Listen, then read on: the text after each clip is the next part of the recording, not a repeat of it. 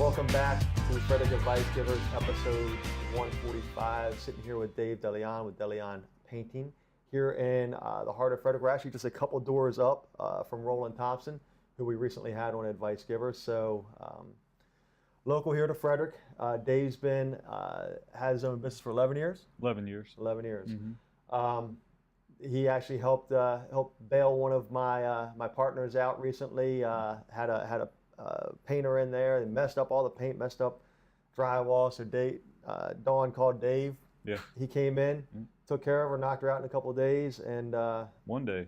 Was it one day? One day, yeah. Right on. In and out. We're efficient. Cool. We're All right. efficient. So Dave, for our audience that might not know you, tell us about yourself, who you are personally, where you grew up, kind of your backstory. Not much special, to be honest with you. I grew up in Frederick. Okay. 41 years old. I've been here my whole life. Okay. I'm a native. I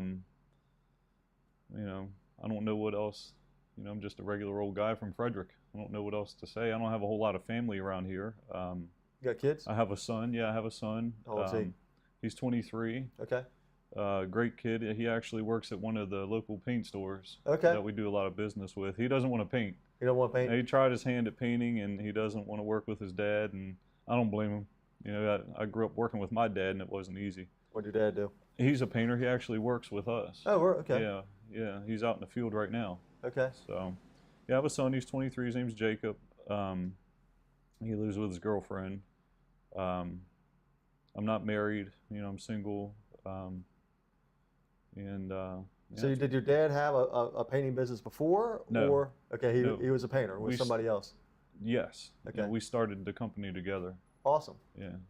And so what did you do before getting into having your own business? Well, when I got out of high school, I started painting. Okay. My dad got me a job with a company he was working with, and prior to that, when I was old enough to get a job, when I was 15, I was in the restaurant industry. Okay. I did the busboy thing, the Right. waiter thing, and kind of bounced around, and got out of high school. My dad got me a job with him, and I've been in it ever since. Okay. I just kind of took to it, and I was really interested in learning how to paint and learn about the materials and the ins and outs of the technical side. And that's where it all started. Gotcha. So you're a native of Frederick. Mm-hmm. Is that you have roots here? Is that why you chose to open your business in Frederick? Did you have a network of people? Like when you started out in business, did you already have a clientele, or did you have to go out and build the business? No. So how it started was, as I just said, I was really interested in the painting trade. Okay. So once I got to the point to where I understood the technical side, I started doing a lot of side work pretty much on the weekends. I'd work for my boss Monday through Friday, and I started doing a lot of side work on the weekends. And I made a lot of connections with people. Right. And I would stay busy in the summer every weekend. We would work. My dad and I, and we would hire people to help us out. And when I decided to go into business, I kind of had a clientele build up already, and I had connections that I could reach out to and help me to get this thing off the ground.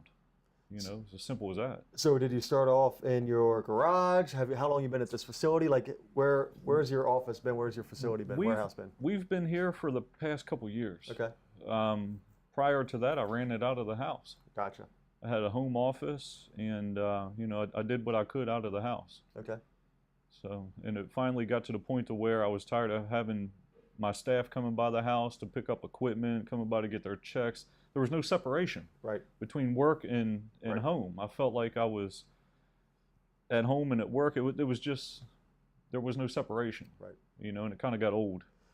I feel that. And I wanted to be able to leave and go to work. Right. So being able to come to the office, is a huge deal. And how many employees do you have now? There are 10 of us, including myself. So I have 9 painters in the field. Okay. And you keep them busy? I keep most part? I keep them busy. Awesome. Yeah, sometimes too busy. Awesome. I push them to the max. But in this industry, you're either busy or you're not. Is it hard to keep employees? Yes and no. I have guys that have been with me for years. Right. and they're very loyal and very dedicated. One of my biggest struggles has been finding new employees, fresh blood, Right. that I can bring into the company, that'll be loyal, dependable, reliable, Right. things of that nature. That's been the real struggle. The guys that have been with me for a while, I have no problem with them. So when you find a new employee, do you have to teach them how to paint, or are these already painters, or what? I try not to deal with training. Okay. The way that we're set up and the type of work that we do, I need experience. Okay. I really don't have time. I don't offer an apprenticeship program. Right. I don't have time for training. I'm looking for guys that can jump in, kind of get the feel of how we operate, and fit right in and get right to work. Gotcha. All right, Dave. So let's take it back on a personal level here. What's the last purchase that you splurged on, either for yourself or your son or your family, or even your business? Well, for myself, I bought a brand new car. Okay. Well, that's splurging, right? Yeah. What'd you get? Because I bought a Subaru Outback. Okay. It was brand new. It had like 20 miles on it. Okay. I've always been a used car buyer. Right. Because of the numbers. I know how depreciation and all those things. You drive it off a lot, it loses 20%. Exactly. Most cars lose 70% of their value over the first 4 years. Right. And but with the business, it's a write-off, and I need something I'm in the car a lot and I'm on the road a lot. Right. I need something dependable, reliable, and comfortable, and fuel economy, and all those good things. I would say that on a personal level, it would be the car and then my tattoos. Okay. So who does your tattoos? This arm was done at Bullets in Mount Airy. Okay. So and that can get a little expensive, but these tattoos tell a story about me. It's all a timeline of different areas in my life. All right, so let's talk about that. So what significance are the tattoos? This one from the elbow down symbolizes. As you see, both video guys back here all tatted up, so I'm sure they have an interest in this. This symbolizes a lot of changes that I've gone through in my life over the past 2 years. Okay. That I'd rather not get into, but I've been through some pretty rough things. Okay. And I've been, I came out fighting. Right. I had a lot of help. I overcame a lot of adversity, and in the different cultures, the lotus flower is rebirth. Okay. That's what it means. It's rebirth, coming into a new phase of my life, and that's when I look at these, I can remember that. Right. And I'm a very spiritual person. Okay. And the Buddha symbolizes spirituality for me, and meditation. And that's what meditation's a huge part of my life. Okay. I do it every morning before I leave my house. Do you? Yeah, every single morning, 30 minutes. Yep. When did you start that? Oh man. So meditation. So I've never done it, but I know a lot of people that have done it or do it on a regular basis, especially a lot of entrepreneurs. Mm-hmm. It helps. My understanding is it helps center and ground you. Is that correct? It helps with stress and anxiety, and it helps keep me grounded, and it's just good for overall health, mental and physical. So do you have a certain spot in your house, outside, inside? I have a certain spot that I have a room that's dedicated to meditation, and I also do my reading in there. Okay. I use the same spot. I try to do it every morning, usually the same time, the same spot. Right. I have a little altar set up. Okay. It's really cool, and an important thing with meditation is discipline, and trying to do it at the same time, in the same spot, with the same things, a cushion or a chair, because the mind gets into that routine, right. And when you see it, it's easier to keep it going. When your mind sees that, it automatically goes into meditation mode. Right. So yeah, that's a huge part of my life. So when I look at this Buddha and I look at these lotus flowers, it reminds me of all of those things and where I've come from in life. So did you design that yourself, or do you have? I did. You did? Yeah. Well, I chose what I wanted, and the artist kind of put it all together for me. Very cool. So yeah. Very cool. All right, Dave. So what hobby or interest could you spend hours doing? Well, I love to weight train. Okay. I was in the gym yesterday for 2 hours. What gym? I go to was it One Life now? Okay. It's called One Life. Yep. It was Sport and Health. They changed the name every 6 months, it seems like. I love weight training, and in my free time, that helps me with stress, and it's just it's my time. Right. You know, when you're in business, you don't have a lot of I don't have a lot of my time. And when I get to the gym, man, I shut everything off. I focus. I'm not being bugged by anyone. Well, not that people bug me, but it's just time that I have to myself. Right. When I can kind of shut down and do my thing. I love being outside. Okay. I love being in nature. I love to hike. My girlfriend and I, we love to hike. I love to just walk, you know, outside in either in a wooded area or down a bigger park along the creek. I just love to be out. I love being outside. I would say that those are my two main hobbies, would be hiking and weight training. Okay. Yeah. So Dave, when you wake up in the morning, you know, being in business is hard. There's roller coasters, there's ups and downs, especially, you know, I imagine your work, kind of like what we do, is more seasonal. But you know, in those downtimes, like what's inside you that drives you to keep going forward, keep owning your own business? To be honest with you, the one thing that drives me the most is I'm grateful for what I have. Okay. Every single day, man, I am grateful for what I have, grateful for my life. I'm grateful that I can get up and go to work for a business that I own. Right. That's an awesome feeling, you know, and I assume a lot of risk. You know, my guys, if something were to happen, they could go out and get another job easily. I can't do that. Right. You know, so I'm very grateful to be in a position that I'm in, and just excited to see what the day's going to bring. Okay. Honestly, man, I really am. I love challenges. I love to figure things out, and that's what you know, I'm in here at 6 o'clock every morning. Right. I get up at 4:30. I'm in here at 6, and I just like what I do. You know, when you enjoy what you do, it doesn't feel like a job. Right. I mean, sometimes it gets tough. You know, don't get me wrong, it gets tough, but I really enjoy what I do, and it's exciting to get up and get moving and get out and tackle some things. Yeah, one of the quotes that I love is, "If you enjoy what you do, you never work a day in your life." That's true. Yeah. There's a lot of meaning behind that. Exactly. You know, and not a lot of people have that. You know, No. a lot of people go to work because they have to.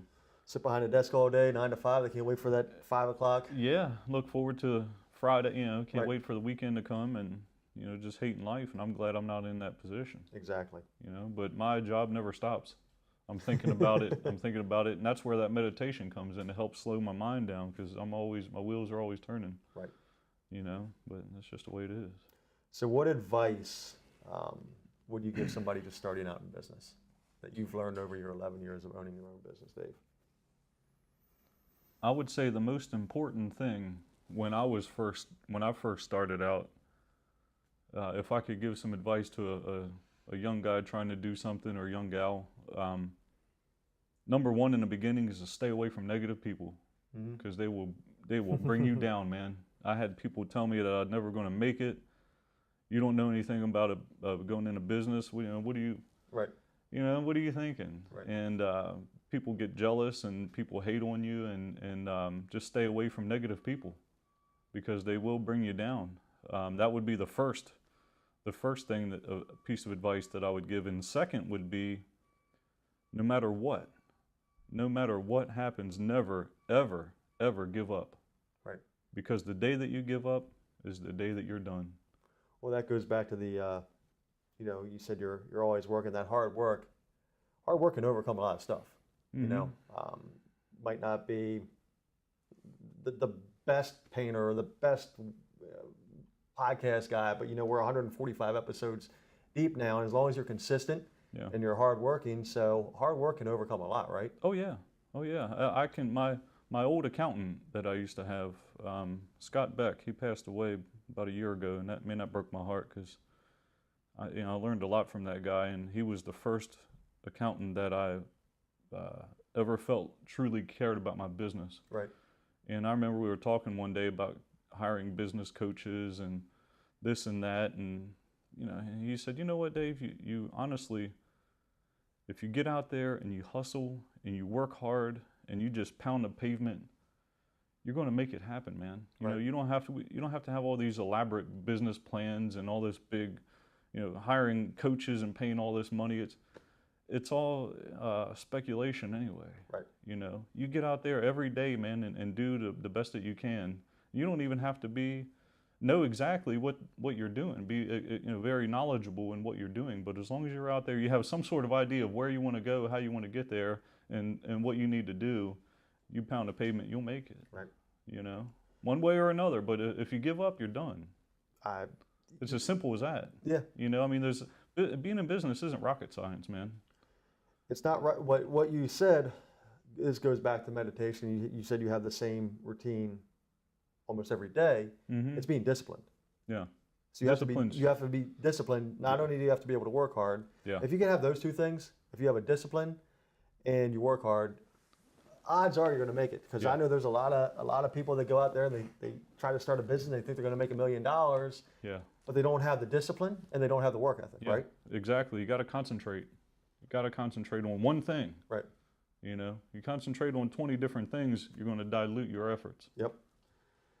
So in the last 3 years, Dave, what's one pivotal moment or choice you've made that's led you to where you are today? Oh man, you know, I wish that I could say, you know, I have an answer to that, but I really can't go into it. Okay. You know, but I was able to to make one change one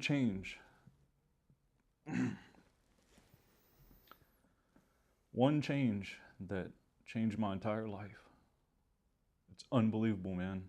It's unbelievable. And I wish I could say who I owe, you know, a lot of this to, but I really can't go into it. Gotcha. But I changed some of my habits, man. I changed some of my ways in life. Good for you. And I made a 180-degree turnaround, and I've never looked back, man. And I'm more involved and more focused on the business than I've ever been. I mean, I've turned the heat up. I've turned the steam up full blast over the past 2 years because I'm focused now more than ever. Good for you, man. Yeah, you know, I really wish I could say, and it has. I imagine it's something more personal than business related. It is. Yeah. It is, and it goes. This sleeve is tied into that. You know, I really had. I can tell you. I can give you a little hint, man. Over the past 20 years, I've really had some struggles with some things. Right. You know, I've had some struggles with some things, and I was in some. Dave, you're not the only one, man. Yeah. You're not the only one. I'm human, man. You know, and I was in some area. I was in some dark. Those were some dark times for me, and I was able to pull out of that stuff and turn things around, man. And it's been great ever since. You know, everything in my life, not just business. Right. My relationships with my friends and my family have gotten better. Right. Everything around me has gotten better. So, you know, the only thing that I can say is, you know, if you're struggling with something, you got to look deep inside. And even, I mean, no matter what it is, if you're struggling in an area. Did this pivotal moment lead you to meditation, or did you do meditation before that? I did meditation before it. Okay. Did the meditation help get you over that hump? Not really, but it's always helped me to deal with anxiety. Okay. You know, and helped me to try to keep me grounded, like you said. Right. So, but there's nothing wrong with, you know, self-analyzing is one of the toughest things that anyone can do in life, but it's one of the most profitable things that you can do. Right. So analyze yourself, man, and look at what you need to change, and when you do that, what can happen is endless. I agree. Yeah. All right, so Dave, you're episode 145. I've sat across the microphone from 144 other people. Mm-hmm. I get to ask the questions. I get to learn about business, about life. And I get to meet great people like you and hear your story. I want to flip the script. Mm-hmm. I want you to ask me a question. It can be anything. You know, we just met 20 minutes ago. So Okay. anything. All right. Well, if it's not too personal, what's one of the hardest adversities you've ever overcome in your life? So you have your tattoo. Mm-hmm. I wear a bracelet. What's it say? WWZD. Yep. So WWZD. What would Zach do? Zach was, was, however you want to frame it, my cousin, but he was like a brother to me. Okay. I'm an only child. I Mm-hmm. come from a tight family of cousins, but I am an only child. He was a month and a day older than me. He lived 15 minutes from me growing up. We used to always spend summers at my grandmother's, played sports together. I went to Walkersville, I went to Frederick, then he went to Notre Dame, MIT. He did work for the CIA, started his own business. One of the sharpest guys you'd ever met. But when you walked in a room, walked in a room, you knew he was one, the smartest guy in the room, but two, he was also the most humble person you'd ever met. Mm-hmm. On July 4th, 2011, which we are coming up on 7 years. Yeah, I can't believe it's been 7 years. We're coming up on 7 years. He was watching the fireworks, and they tethered boats together. To make a long story short, he went from one boat to the other, fell, hit his head, drowned, died. Oh man. He was 35 at the time.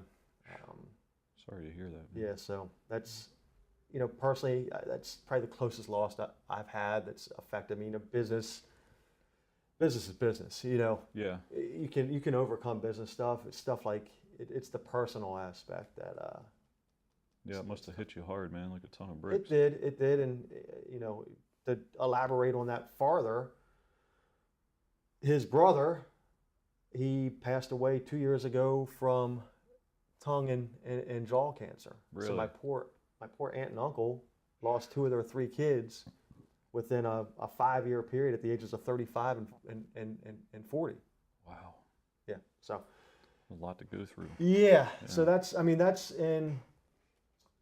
You don't know too much about me. That's one of the reasons why I saw, being at both of their funerals, saw the profound effect that they had on other individuals. Okay, just coming together in their short lives, how much they had an influence on other people. Yeah. And locally we have the Impact Club. Mm-hmm. We've donated over $140,000 over the past year and a half to 6 local charities. So we bring people together, bring in 3 local charities, and that's my way to give back to the community. I don't want to be known for the guy that does what I do professionally, which is real estate. It's a great life. I enjoy it. I help people out. But ultimately, that's not what I want my kids to say, hey, my dad sold X amount of homes this year. Mm-hmm. Alex is actually my youngest, and I know this is a long-winded answer to your question. Alex, my youngest, he asked to give an end of the year speech and teach his class about something he knows about. Mm-hmm. Well, his speech and what he's going to teach the class is about the Impact Club and how we're giving back to the community. So that's, if I can have a lasting impact like my cousins did, they had short lives, but they made a huge impact. Mm-hmm. I hope to have a longer life and make an impact and make them proud. So that's my answer. That's my long story. Wow. Yeah. Good for you, man. So we each have our. Good for you. You're a tough guy. I don't know about that. Tough I've got guy, a lot of love and a lot of support. Yeah. So and this could follow up on this question. We could kind of glance over this. What failure or loss has helped mold you and set you up for success? I can tell you, over the past 11 years, I can't think of just one. I think that all of the adversity, right, and all of the setbacks and all of the temporary defeat and all of the heartache and everything collectively have helped me to get to where I am today, because we gain our strength from our losses, and I guess the most profitable thing that I learned is that defeat is never really how can I put it? Okay, I got a good acronym for you. Okay, you know what FAIL stands for? Mm-mm. First attempt in learning. There you go. Yeah, and that's where I was getting at, because Right. temporary defeat is never failure. The only time any circumstance is ever failure is when you accept it in your own heart and your own mind as being a failure. Right. And I like to see challenges and things like that come towards me now, because that's when I turn up the most steam, and if you put any difficult situation to a person, most of the time they're going to point out why it won't work out or why you can't get it done. But leaders, they try to figure out why it's going to work or how you can get it done, So I would say all of everything added up collectively over the years has helped me to get to where I am today. I mean, you look at one good example I like to use is Thomas Edison. Mm-hmm. That guy went through 10,000 different failures before he found the secret to the incandescent light. To the light bulb, yep. The light bulb, 10,000 different failures. Yep. I couldn't imagine going through, the average person, once they fail, they throw everything out the door. Yep. This guy stood behind his dream, 10,000 failures, man. And when I learned that inspired me, and I was like, man, if Edison can do it, I can do it. Right. He had very little formal education. It's those guys back in the early days that I get a lot of my inspiration from. Awesome. One thing that I would like to say to anyone starting out in business, I can contribute a lot of. In the early days when I was first trying to get this thing off the ground, Napoleon Hill, I read a lot of his books, man. Think and Grow Rich was huge for me. And it had nothing to do with money. It's the principles in that book. The mindset. The mindset, yeah. I mean, keeping the mind positive and focused is powerful. It is. Read some Napoleon Hill books. So Dave, where do you see yourself in 3 years and 10 years? I have no clue. That's up to the man upstairs. Fair enough. I live by the day, brother. Fair enough. I set goals. I try to hit those goals, yearly goals, but I don't do any planning. Right. 10-year, 5-year, 4-year plans. I don't even know if I'm going to be here. Right. I smashed my crystal ball a long time ago.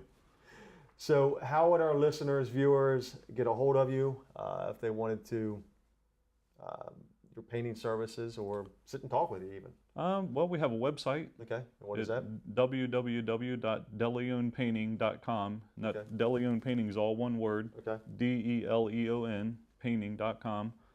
There's a form on there that can be filled out for an estimate appointment. Okay. They could get information, little deeper information. There's photos on there. Just learn more about the company.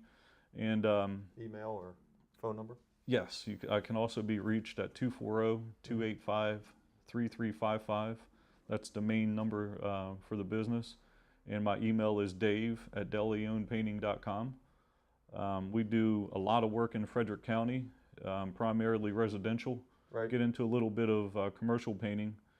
Do a lot of repaints for homeowners, power washing. We do a lot of stuff. We have a list of services on our website. Okay. All right, so one thing before I end this interview. Okay. I've never understood flat, eggshell, semi-gloss. So explain those to me. Okay. Flat paints are used primarily in low traffic areas. Okay. So flat paint's always used on ceilings, and so flat will hide a lot of blemishes and imperfections in the walls. Okay. Okay, because it doesn't have a sheen to it. Okay. But it can't be cleaned. It's almost impossible to clean a flat finish, but it can be touched up easily. Okay.